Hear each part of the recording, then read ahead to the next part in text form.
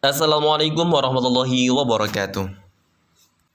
Perkenalkan, nama saya Misbahul Munir. Saya dari jurusan Pendidikan Bahasa Arab semester 3 kelas C. Pada video kali ini, saya akan menjelaskan tentang resiliensi akademik dan stres akademik pada mata kuliah Psikologi Pembelajaran Bahasa Arab. Langsung saja, marilah kita bahas satu persatu. Yang pertama, kita bahas mengenai definisi resiliensi akademik dan stres akademik. Resiliensi akademik adalah kemampuan pembelajar untuk mengatasi berbagai kesulitan yang mana pembelajar tersebut dapat beradaptasi dan bangkit dari keadaan yang menekan.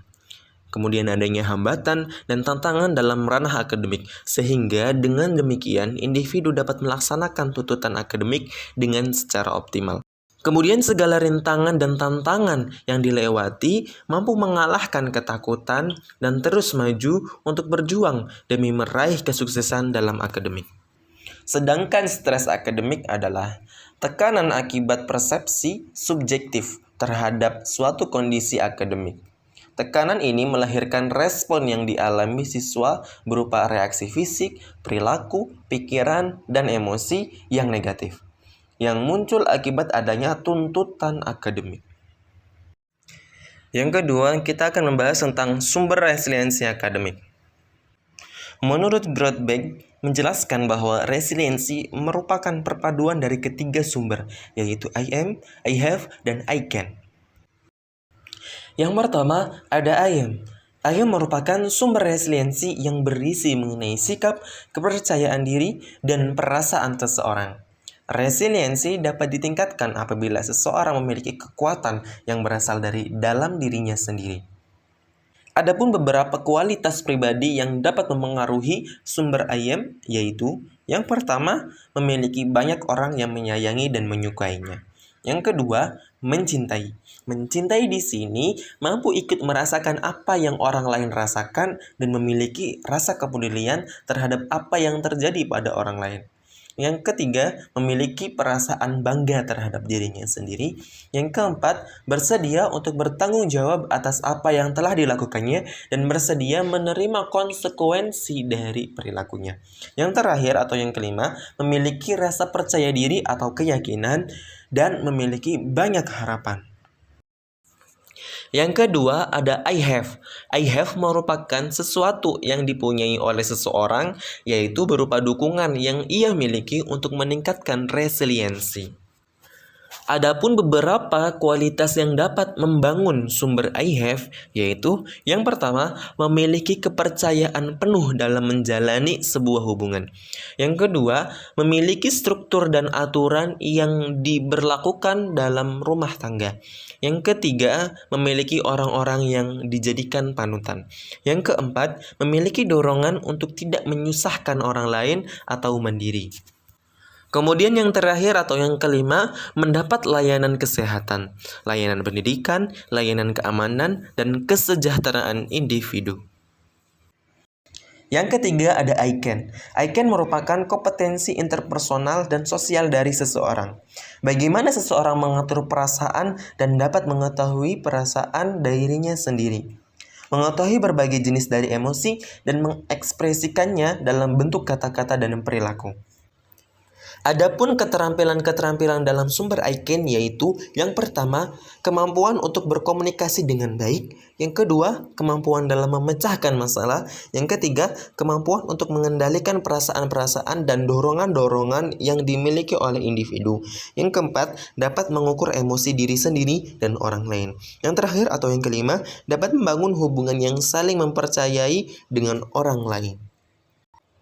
Dan dapat disimpulkan, resiliensi merupakan perpaduan dari ketiga sumber ini.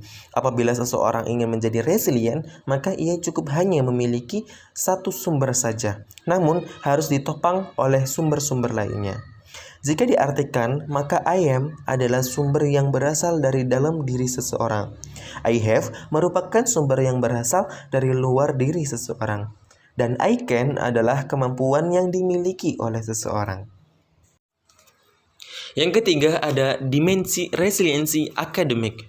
Menurut Cassidy pada tahun 2016, dimensi resiliensi akademik adalah perseverance, reflecting, and adaptive help-seeking, negative affect, and emotional response.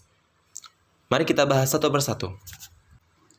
Yang pertama, ada ketekunan atau perseverance. Perseverance atau ketekunan adalah sebuah prediktor untuk mengakomodasi perilaku yang mencerminkan ketahanan seseorang dalam menghadapi proses kehidupan. Yang kedua, ada refleksi diri dan mencari bantuan secara adaptif atau reflecting and adaptive help seeking. Cassidy menyatakan bahwa refleksi diri adalah faktor penting ketika seseorang menghadapi kesulitan, ketika mengetahui kelebihan dan kelemahan dirinya. Kemudian dia mengakomodasi strategi yang efektif untuk menghadapinya, maka besar juga peluang kesuksesan untuk menghadapi kesulitan akademik tersebut. Yang ketiga ada efek negatif dan respon emosional atau negative effect and emotional response. Faktor efek negatif dan respon emosional merupakan kemampuan individu untuk mengelola emosi negatif. Berdasarkan dimensi-dimensi atau aspek-aspek yang telah dijelaskan tadi, maka dapat disimpulkan bahwa dimensi-dimensi atau aspek-aspek yang terdapat dalam resiliensi akademik adalah confidence, composure, control, commitment, perseverance, reflecting, and adaptive help seeking, negative affect, and emotional response. Selanjutnya, yang keempat, ada faktor-faktor yang mempengaruhi stres akademik. Adapun faktor-faktor yang dapat mempengaruhi stres akademik terbagi menjadi dua, ada faktor internal dan faktor eksternal. Faktor internal yang mengakibatkan stres akademik, yang pertama ada pola pikir. Individu yang berpikir tidak dapat mengendalikan situasi cenderung mengalami stres lebih besar. Semakin besar kendali bahwa ia dapat melakukan sesuatu, semakin kecil pula kemungkinan stres yang dapat ia alami. Yang kedua ada kepribadian.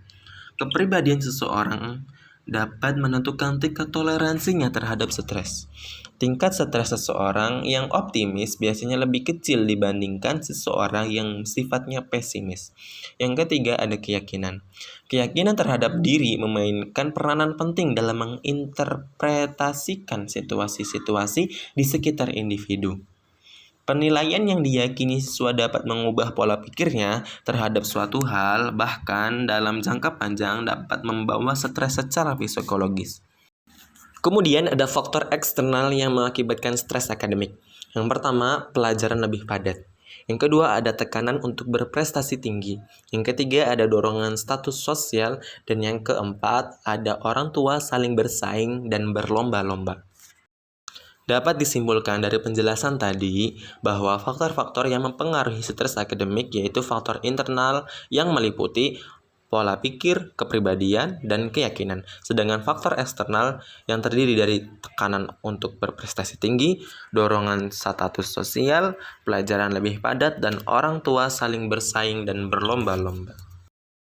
Mungkin cukup itu saja yang bisa saya sampaikan. Kurang dan kurangnya mohon dimaafkan. Wassalamualaikum warahmatullahi wabarakatuh.